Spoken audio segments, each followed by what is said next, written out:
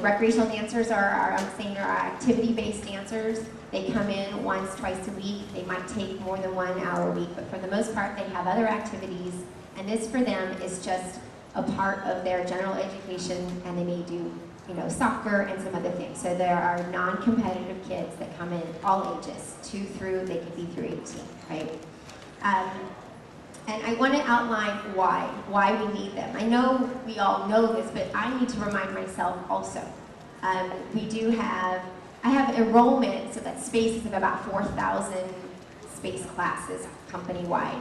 And then I have 2,500 individual students, and 300 of them are a performing company. So I still have that thing that I deal with as well. But you realize 2,200 students is a way bigger percentage, right? But then I find myself still struggling with how to split my time. Because as Joanne was saying, it overtakes you're spending all the time with the competition kids, and they're like 1% of your studio. And then, in the morning you're talking to the mom, and then you're not really focusing on the rec kids, which are the cornerstone.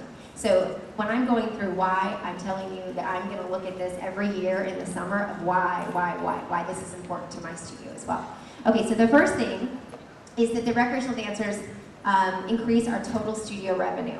And I'm going to give you just a little example that I came up with. Now, this isn't a perfect world, okay? And this is not in your outline. If you want to write it down, just so you remember, that's great. So say you have a hip-hop class, 6 to 9-year-olds, very popular in my studio, with 15 dancers in it.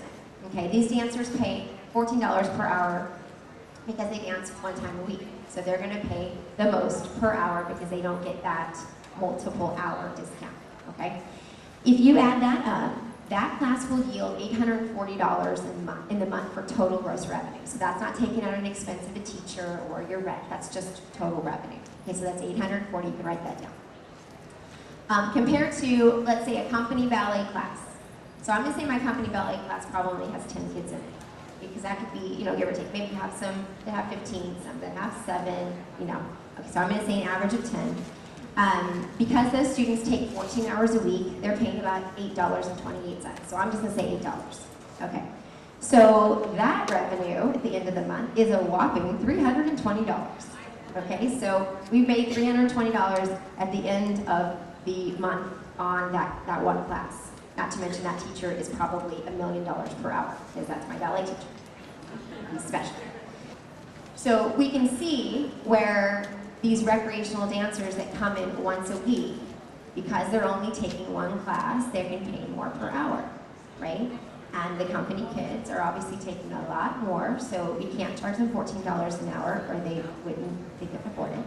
And so we see the difference there with tuition. So obviously you can think, okay, somewhere in the middle there we have rec classes, we have company classes, and that's how you make your studio, depending on what you do in your location.